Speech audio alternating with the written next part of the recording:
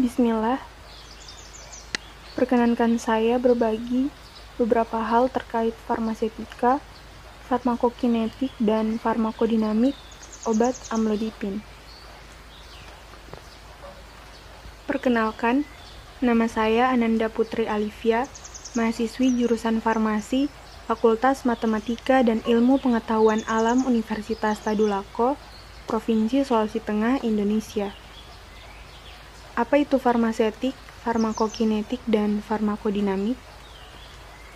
Fase farmasetik adalah fase pertama kerja obat, di mana terjadi proses disintegrasi bentuk sediaan atau penguraian menjadi bentuk partikel yang lebih kecil, hingga terdisolusi atau terlarutnya obat ke dalam medium pengabsorpsian atau membran biologis, di mana fase ini hanya terjadi pada obat yang diberikan secara oral atau peroral, yakni melalui mulut. Fase farmakokinetik adalah istilah yang menggambarkan 4 tahap dasar yang dilalui obat atau perjalanan obat di dalam tubuh manusia, yaitu penyerapan atau absorpsi, distribusi, metabolisme atau biotransformasi, dan ekskresi atau eliminasi, di mana keseluruhan proses ini terkadang disingkat ATME. Fase farmakodinamik merupakan fase interaksi obat dengan reseptor di jaringan target. Interaksi antara obat dengan reseptor menghasilkan perubahan transduksi sinyal pada tingkat molekuler, seluler, organ, dan jaringan yang mengacu pada efek obat dalam tubuh, mekanisme kerja obat, dan keberadaan obat di dalam darah atau bioavailabilitas. Maka, bagaimana dengan obat amlodipin? Amlodipin adalah penghambat saluran kalsium atau CCB atau calcium channel blocker golongan dihidropiridin yang bekerja melalui vasodilatasi vaskular sistemik pada arteri yang digunakan untuk mengobati hipertensi dan angina. Yang pertama, farmasetik. Amlodipin tersedia sebagai amlodipin besilat. Awalnya, amlodipin disetujui oleh Food and Drug Administration atau FDA pada tahun 1987 dan merupakan obat antihipertensi yang populer atau banyak ditemui dan digunakan di kalangan masyarakat. Amlodipin tersedia dalam bentuk tablet di pasaran. Dapat ditemukan produk obat baik obat generik maupun obat paten. Amlodipin memiliki rumus struktur seperti tertera pada gambar. Rumus molekul C20H25Cl N2O5 dan berat molekul 408,9 gram per mol. Indikasi amlodipin yang disetujui oleh FDA yang pertama, hipertensi. Amlodipin adalah pilihan lini pertama yang sangat baik di antara berbagai pilihan obat antihipertensi. Dapat digunakan sendiri atau dikombinasikan dengan obat antihipertensi lainnya. Yang kedua, angina stabil kronis. Amlodipin diindikasikan untuk pengobatan gejala angina stabil kronis. Amlodipin digunakan sendiri atau dikombinasi dengan obat antiangina lainnya. Yang ketiga, angina vasospastik atau angina prismetal atau varian. Amlodipin diindikasikan untuk mengobati angina vasospastik yang dikonfirmasi atau dicurigai. Yang keempat, penyakit arteri koroner atau CAD yang terdokumentasi secara angiografis pada pasien dengan penyakit jantung koroner yang baru didokumentasikan melalui angiografi dan tanpa gagal jantung atau fraksi ejeksi kurang dari 40%, amlodipin diindikasikan untuk mengurangi resiko rawat inap akibat angina dan mengurangi resiko prosedur revaskularisasi koroner. Mekanisme kerja amlodipin pada tekanan darah. Amlodipin dianggap sebagai vasodilator arteri perifer yang bekerja langsung pada otot polos pembuluh darah, sehingga menyebabkan penurunan resistensi pembuluh darah perifer dan menyebabkan penurunan tekanan darah. Amlodipin adalah antagonis kalsium dihidropiridin atau antagonis ion kalsium yang menghambat masuknya ion kalsium ke otot polos pembuluh darah dan otot jantung. Studi eksperimental menunjukkan bahwa amlodipin berikatan dengan situs pengikatan dihidropiridin dan non-dihidropiridin yang terletak pada membran sel. Kontraksi otot jantung dan otot polos pembuluh darah bergantung pada pergerakan ion kalsium ekstraseluler ke dalam sel melalui saluran ion tertentu.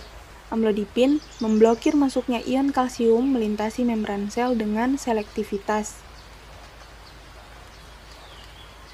Efek amlodipin yang lebih kuat diberikan pada sel otot polos pembuluh darah dibandingkan pada sel otot jantung.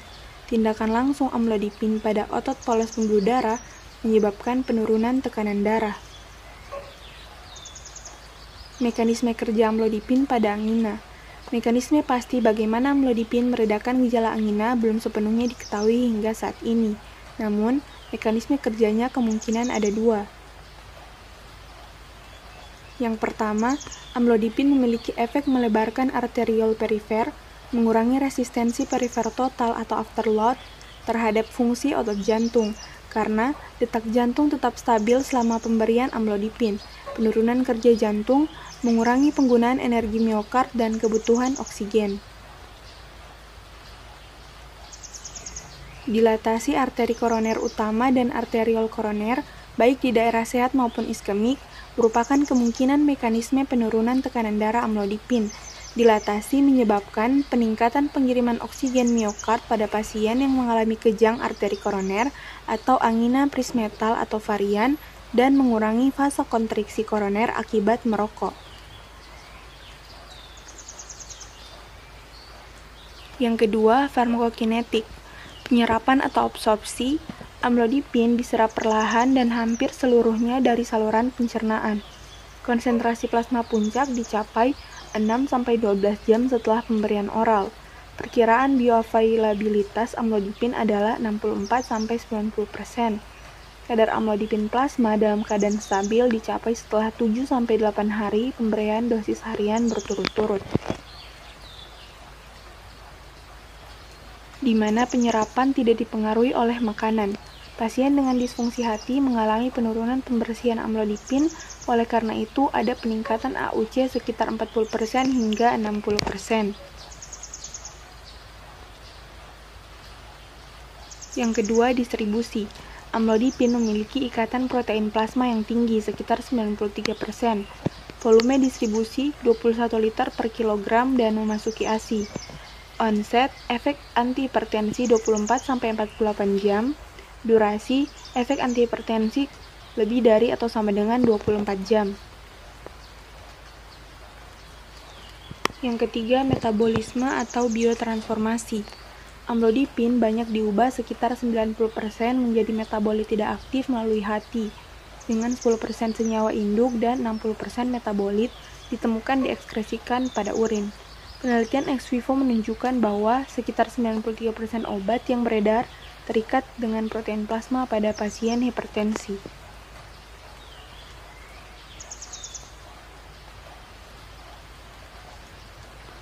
Karakteristik yang menambah profil farmakologi amlodipin yang unik mencakup penyerapan yang hampir sempurna, konsentrasi plasma puncak yang lambat, bioavailabilitas yang tinggi, dan kerusakan hati yang lambat.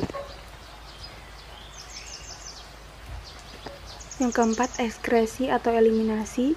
Eliminasi dari plasma terjadi secara bifasik dengan waktu paruh eliminasi terminal sekitar 30-50 jam. Kadar amlodipin plasma dalam keadaan stabil dicapai setelah 7-8 hari pemberian dosis harian berturut-turut.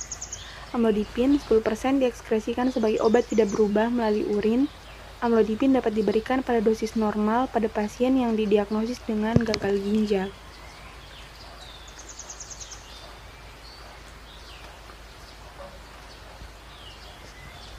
Yang ketiga, farmakodinamik. Amlodipin memiliki afinitas yang kuat terhadap membran sel, memodulasi masuknya kalsium dengan menghambat saluran kalsium membran tertentu. Sifat pengikatan obat yang unik ini memungkinkan tindakan jangka panjang dan regimen pemberian dosis yang lebih jarang. Amlodipin sering diresepkan untuk penggunaan sekali sehari, dan tablet yang tersedia di pasaran adalah 5 mg dan 10 mg. Efek hemodinamik.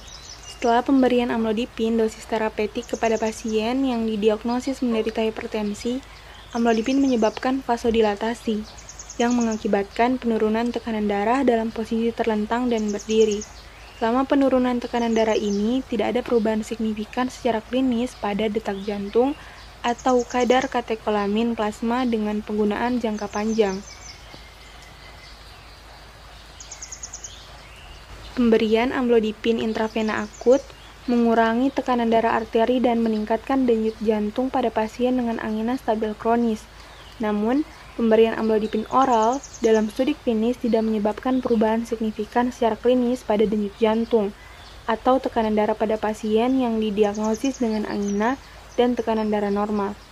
Dengan pemberian oral sekali sehari dalam jangka panjang, efektivitas antihipertensi dipertahankan setidaknya selama 24 jam.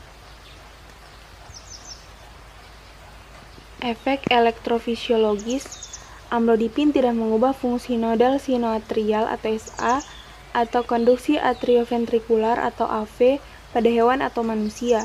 Pada pasien yang didiagnosis dengan angina stabil kronis, pemberian amlodipin 10 mg intravena tidak menyebabkan perubahan signifikan secara klinis dalam konduksi AH dan HV, serta waktu pemulihan kelenjar sinus setelah pacu jantung.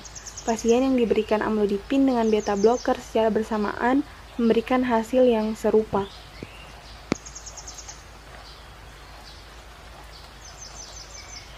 Dalam uji klinis, di mana amlodipin diberikan dalam kombinasi dengan beta blocker kepada pasien yang didiagnosis dengan hipertensi atau angina, tidak ada efek buruk pada parameter elektrokardiografi yang dicatat.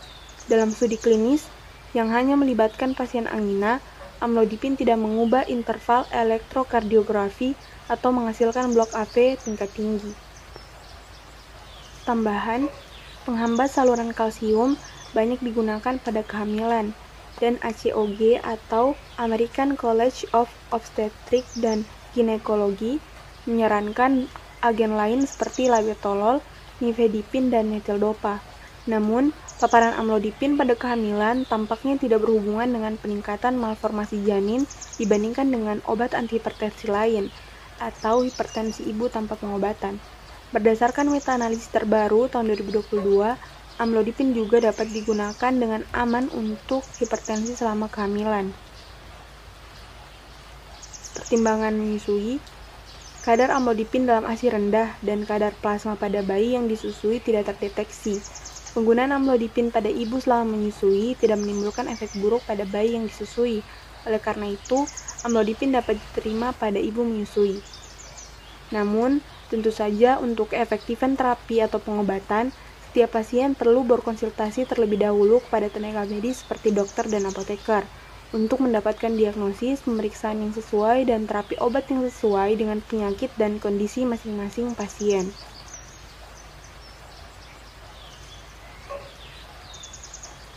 Hindari mendiagnosis dan memilih pengobatan penyakit secara mandiri jika Anda bukan merupakan tenaga kesehatan yang ahli di bidang tersebut. Segera datangi fasilitas kesehatan dan hubungi tenaga kesehatan yang ahli di bidangnya atau profesional kesehatan. Jika Anda sakit dan kesulitan, ingatlah terlebih dahulu pada Rob yang menciptakan Anda. Mintalah kesembuhan dan pertolongan kepada Allah Subhanahu wa Ta'ala, karena doa adalah ikhtiar yang paling besar dari seorang hamba. Kemudian, berusahalah berobat dengan memeriksakan diri ke fasilitas kesehatan dan menjalani pengobatan.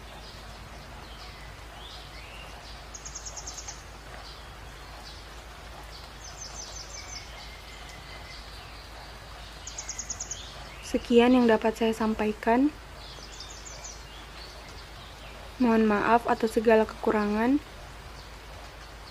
Semoga bermanfaat.